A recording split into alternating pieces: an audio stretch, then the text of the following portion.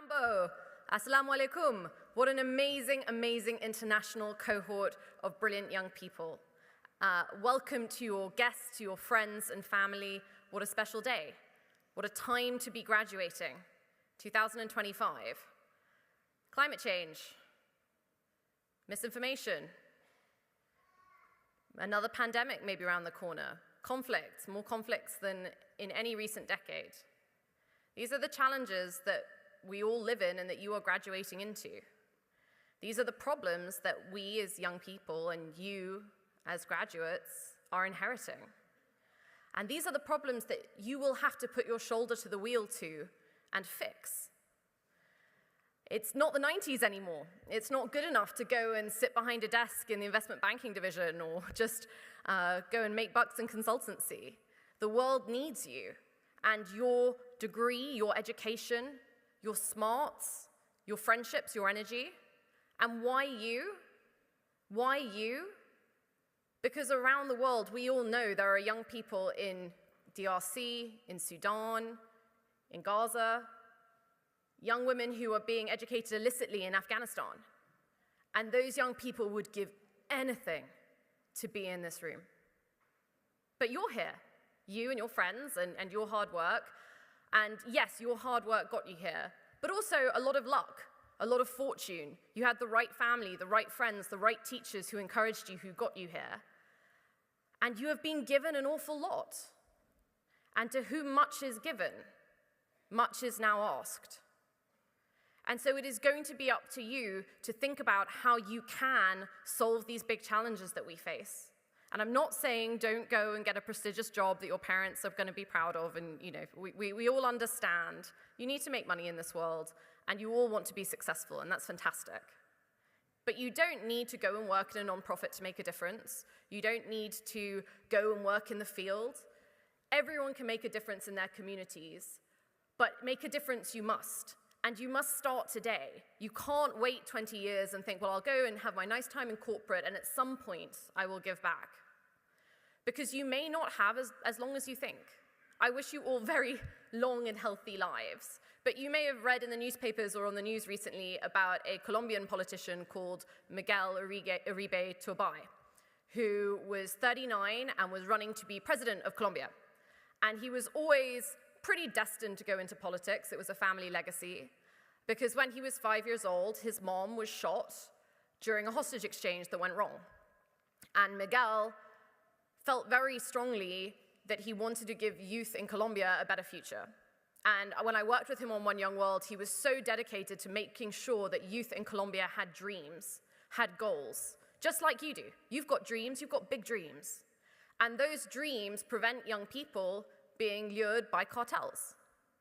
And so a couple of months ago, when Miguel was running for president, age 39, an impressive young man, he was shot in the head by a 15-year-old who'd been lured by the cartel. And 2 weeks ago, after fighting very, very hard in the hospital for many months, he succumbed to his injuries.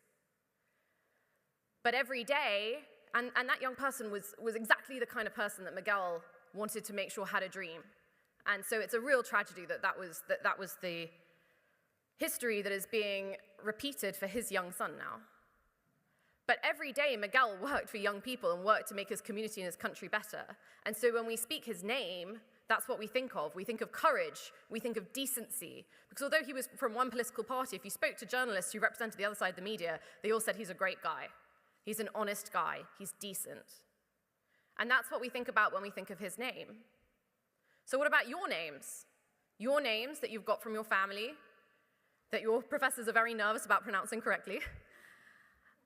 As proud as everyone was when they stood up at the front just now, I could see the parents in the back row, and I tell you what, they were 10 times prouder.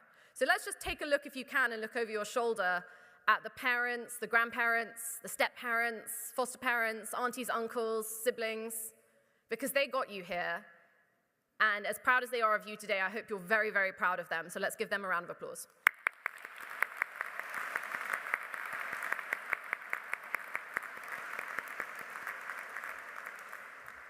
So you carry their name. And after today, you're going to have some fancy letters after your name. Well done. Good. Good letters.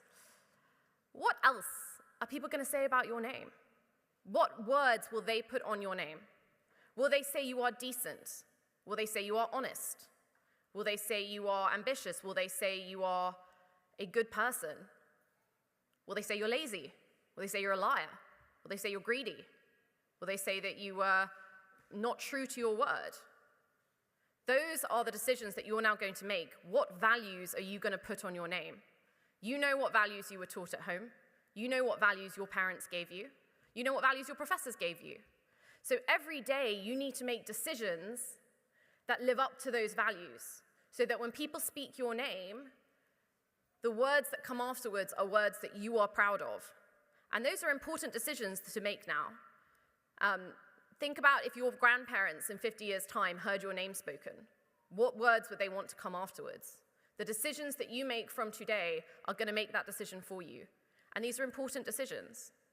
But I know when you're graduating, it can sometimes feel like a lot of decisions have been made for you, or a lot of decisions are out of your hands. I remember how tough the grad recruitment cycle is. Before I joined an NGO sector, I took a very prestigious grad scheme with a very prestigious law firm. Everyone was very delighted. But I applied for loads of jobs beforehand. I remember crying when I didn't get them. It was awful. And so if you're still going through that process now, good luck. But I know how it feels to feel like when you get into a big company, you're just a cog in a machine. You're just another number. You don't have agency. It's not up to you. But I want to remind you, even in big companies, there are opportunities to be entrepreneurial. All of the skills that you've learned here at business school, you can start your own business. You can join a startup. Think about those values. Work for companies that are aligned with your values. Join and volunteer organizations that are aligned with your values, so that when people speak your name, those words that matter to you come afterwards. You have agency.